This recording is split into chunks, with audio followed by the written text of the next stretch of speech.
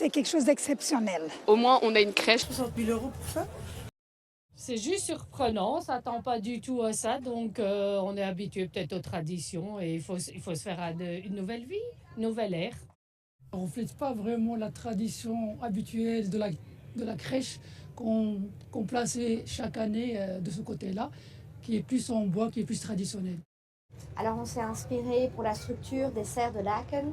Donc on a vraiment une structure transparente en forme de tente autour de laquelle on peut tourner afin que tout le monde puisse voir les personnages de tous les côtés. À l'intérieur, on a une suspension de drapés et de voilage qui rend tout ça assez théâtral et dynamique.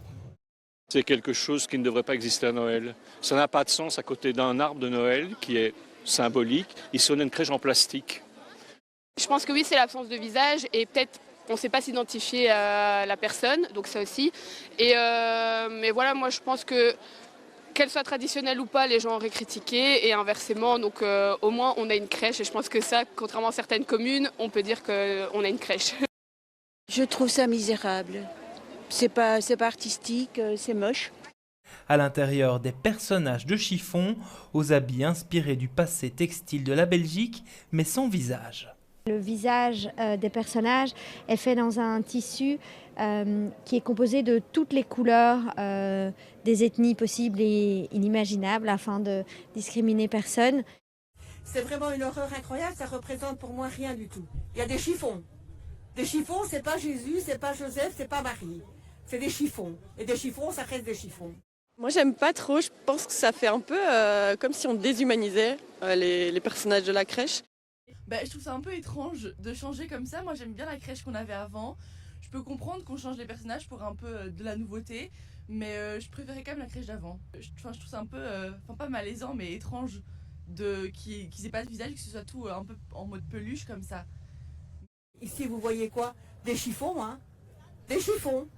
Et je suis contre les chiffons. Dans son berceau, le divin enfant n'exprime aucune émotion. Ce qui me frappe le plus, ce sont les visages en fait. Parce que j'avais vu une photo, mais je n'avais pas observé les visages. Et les visages, on dirait que ce sont des têtes brûlées, il y a quelque chose d'effrayant.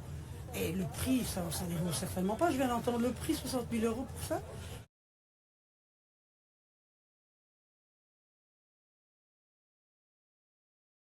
Très joli, c'est quelque chose d'exceptionnel. La ville est très claire, il n'y aura pas de retour en arrière. Cette crèche, d'une valeur de 65 000 €, devrait être utilisée pendant les 5 prochaines années. Je pense que maintenant, il faut un peu revenir à un peu de raison par rapport à ça. On a le droit d'exprimer les choses, mais on a le droit aussi à respecter les uns et les autres et ne pas aller dans l'excès. Comme discuté avec monsieur le doyen, le fait de ne pas mettre de visage permet à tout un chacun de s'approprier chaque personnage et ça rajoute une notion très poétique et spirituelle à cette crèche. Et toujours dans la capitale, la crèche de Noël de la Grand Place continue d'échauffer ce soir les esprits. Cet après-midi, la tête du petit Jésus a été volée. Un acte de vandalisme confirmé par le cabinet du bourgmestre qui annonce aussi qu'une nouvelle tête en chiffon sera installée. Des chiffons. Je suis contre les chiffons.